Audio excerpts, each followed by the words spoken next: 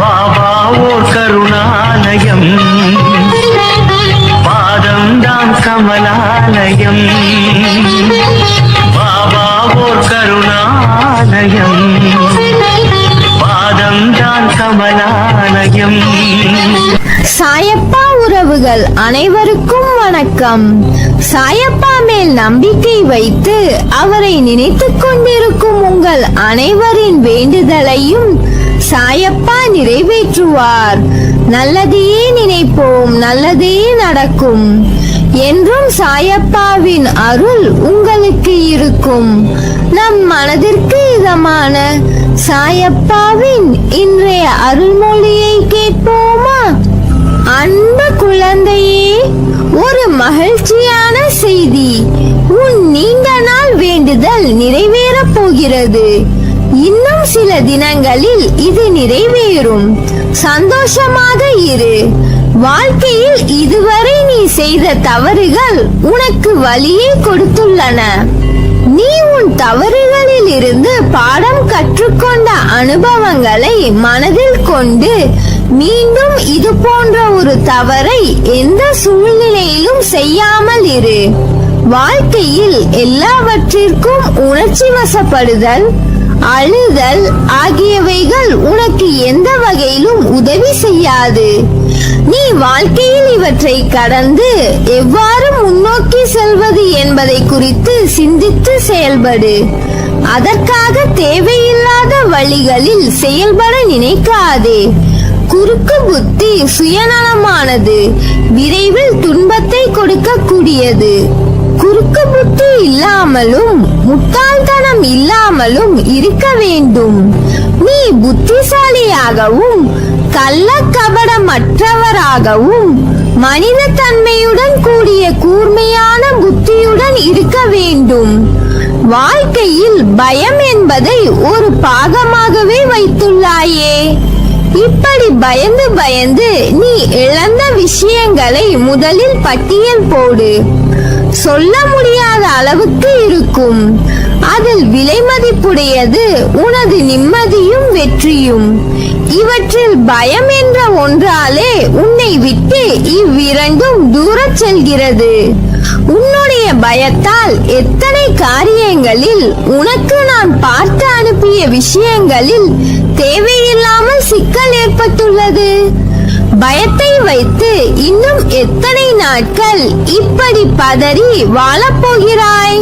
தொட்டதற்கு எல்லாம் பயம், செய்யும் காரியங்கள் நல்லபடியாக முடிய வேண்டும் என்ற பயம், பயணம் மேற்கொண்டால் நல்லபடியாக பயணிக்க வேண்டும் என்ற பயம், இப்படி ஆரம்பித்து கடைசியில் ஒருவரை நம்புவதற்கு பயம் என்ற அளவுக்கு உன் மனதை நீ கொண்டு வந்து விட்டுள்ளாய். உன் மீது அக்கறை கொண்டு உனக்காக பரிதவிக்கும் ஒரு சிலர் மட்டுமே உன்னை எண்ணத்தால் சுற்றி இருக்கிறார்கள். அவர்களின் பேச்சை நீ தள்ளிவிட்டால் அவர்களும் உன்னை விட்டு விலகி போவார்கள்.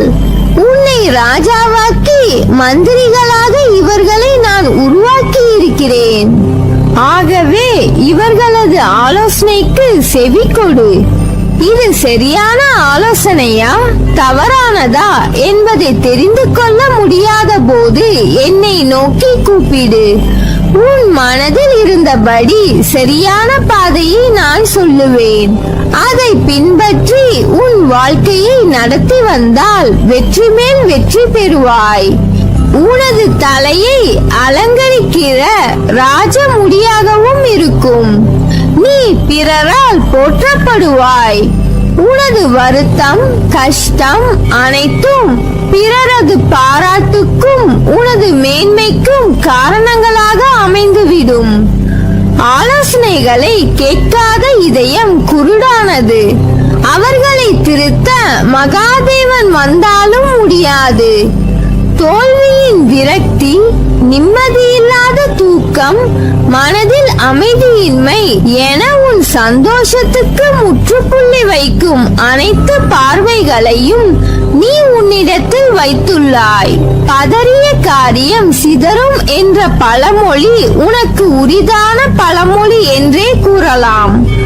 ஆழம் தெரிய முடியாமல் கால்களை விடாதே என்று கேட்டுள்ளாயா? அந்த வாக்கியத்தின் மூலமாகத்தான் உன் பயத்துக்கு நான் தரும் மருந்து. உன் விஷயத்தில் உன் பயத்தை போக்க மாற்றி சொல்கிறேன்.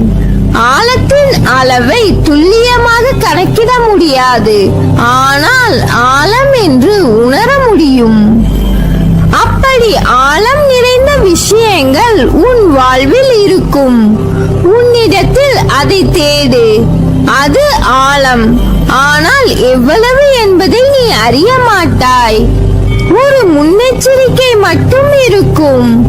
அவற்றுள் உன் கால்களை பார்த்து பக்குவமாக அடிமேல் அடியாய் எடுத்து வை. உன் மனதின் உணர்வு, அறிவின் சொல் என்று உன்னை சரியான பாதையில் எடுத்துச் செல்ல உதவும் யுக்திகளின் உள்ளுணர்வை பொறுமையுடன் கேள். அதற்கு ஏற்றவாறு உன்னை தயாராக்கிக் கொள். நிச்சயம் நீ வெல்வாய். உன் பயம் நீங்கும். அதனால் நீ எதற்கும் பயப்படாதே, கலங்காதே. காத்திருந்து காத்திருந்து என் வாழ்க்கை வெறுமையாகி விட்டது என்று எண்ணாதே. நீ சிந்திய கண்ணீரின் வலி, அதனுள் உள்ள உன் தவிப்பு எல்லாம் நான் உன் சாய் தேவா பார்த்து கொண்டுதான் இருக்கிறேன்.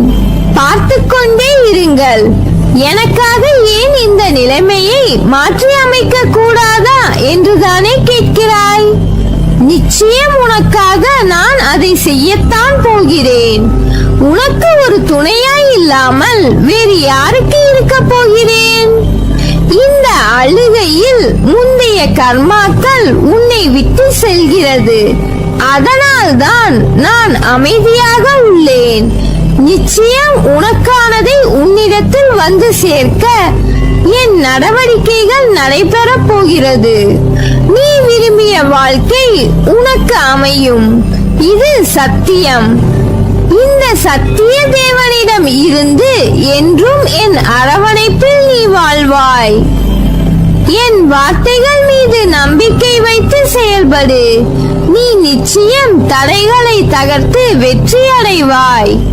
திக்கு தெரியாத இருந்த காட்டில் வாழ்வது போல வாழ்க்கை என்ற உன் மனக்குமுறலை நான் உன் சாயப்பா உணர்ந்தேன்.